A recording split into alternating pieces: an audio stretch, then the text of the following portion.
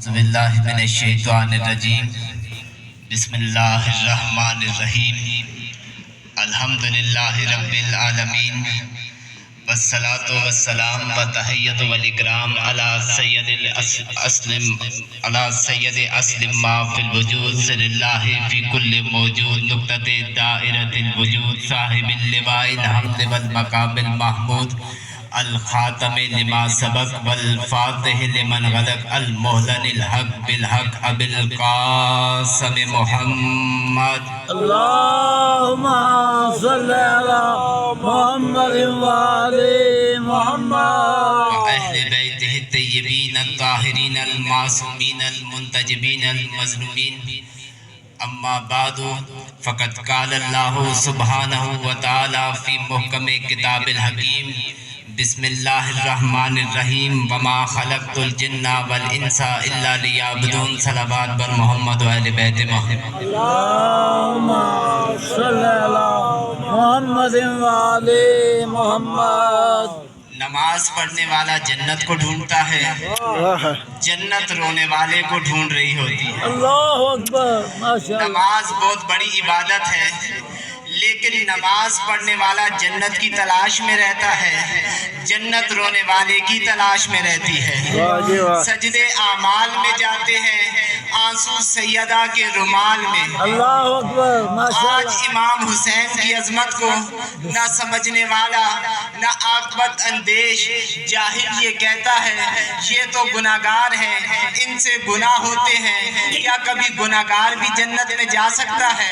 میں کہتا ہوں واقعی گناہگار جنت میں نہیں جا سکتا، لیکن ایک بات تم بھی بتاؤ، کیا قالین ہوا پہ اڑ سکتا ہے؟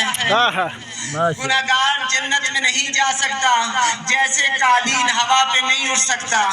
گناہگار جنت میں نہیں جا سکتا، جیسے چاند دو ٹکڑے نہیں ہو سکتا۔ گناہگار جنت میں نہیں جا سکتا، جیسے دریا میں رستہ نہیں بن سکتا۔ گناہگار جنت میں نہیں جا سکتا، جیسے ستارہ دروازے پہ نہیں اتر سکتا۔ لیکن قرآن مجید کی قسم، چاند دو ٹکڑے ہوتا ہے اگر کرنے والا نبی ہو، سورج واپس نکلتا ہے اگر نکالنے والا علی ہو، دریا میں رستہ بنتا ہے اگر بنانے والا موسیٰ ہو، قالین ہوا پہ اڑتا ہے اگر اڑانے والا سلیمان ہو۔ گناہگار جنت میں جاتا ہے اگر لے جانے والا حسین ابن علی ہو۔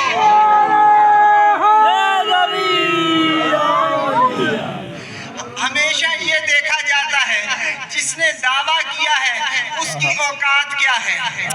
میں دعویٰ کروں سامعین گرامی، میں ابھی آپ کو ہوا میں اڑ کے دکھاؤں گا، آپ نہیں مانیں گے کیونکہ آپ مجھے جانتے ہیں کہ میں ایسا نہیں کر سکتا۔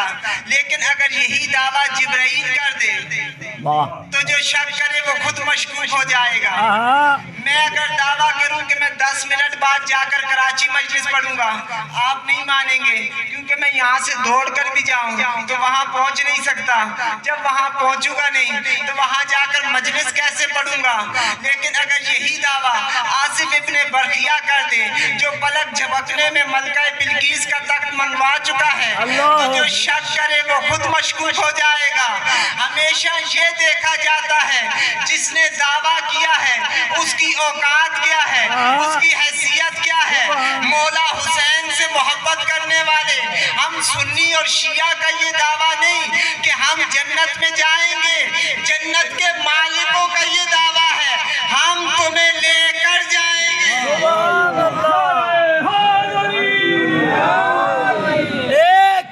ایک آنسو کے عوض ملتا ہے گھر فردوس کا، ایک آنسو کے عوض ملتا ہے گھر فردوس کا۔ کس قدر شبیر نے جنت کو سستا کر دیا۔ نعرہ حیدری۔ بڑے شریف تھے، بڑے ظلم کے ساتھ لوٹے گئے۔ اللہ اکبر، اللہ اکبر۔ اسحاق ابن اسد نے ابا لوٹ لی، सनान ने कमीज में हाथ डाला या कटी हुई गर्दन से आवाज आई, ओ जालिम हया कर, कल मेरी लाश पर मेरी बहनों ने भी आना है। बजनन इब्ने सुलैम, ये वो हरामी है जिसे तेरा चौथा इमाम कुनूत में लानत भेजता था। इसने किया क्या, ये मजलूम की अंगूठी लूट कर ले गया। आम बंदा तो नहीं समझा होगा, अज़ादार समझ गए होंगे। खाली अंगूठी लूट कर ले गया, हाथों में वर्म था, वर्म वाली जगह मोटी हो जाती है। ये अंगूठी उतारता है, अंगूठी नहीं उतरती, अंगूठी उतारता है, अंगूठी नहीं उतरती। ये दो पत्थर कहीं से ले आया, एक पत्थर पर मौला हुसैन के हाथ को रखा, उंगली पर खंजर को रखा, दूसरे पत्थर से ऐसा वार किया, उंगली भी ले गया, अंगूठी भी ले गया। बहन भाई की लाश पर पहुंची। मौला हुसैन की लाश 9 हिस्सों में तकसीम थी।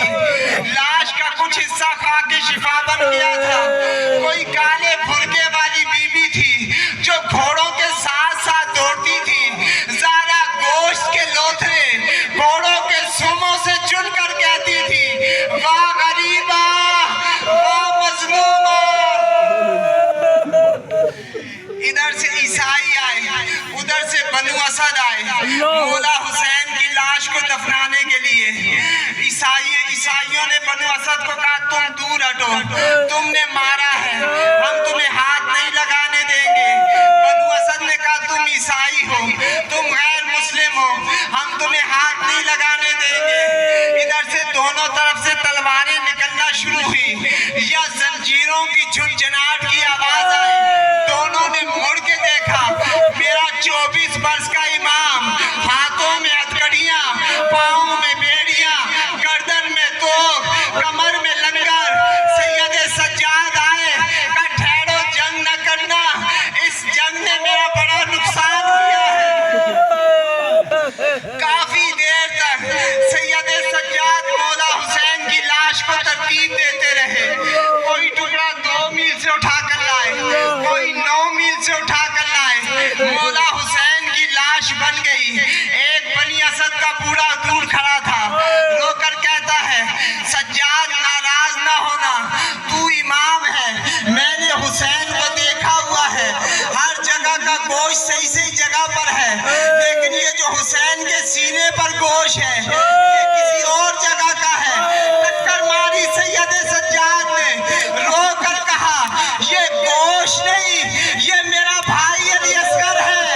शाम गरीबा में जब घोड़े दौड़ रहे थे, अली असगर बाप के सीने पर पामाल हो गया। हर लाश का रिश्तेदार आया, 2 लाशों का कोई रिश्तेदार नहीं था, एक रुबाब का असगर, दूसरा ज़हरा का हुसैन। माशाल्लाह।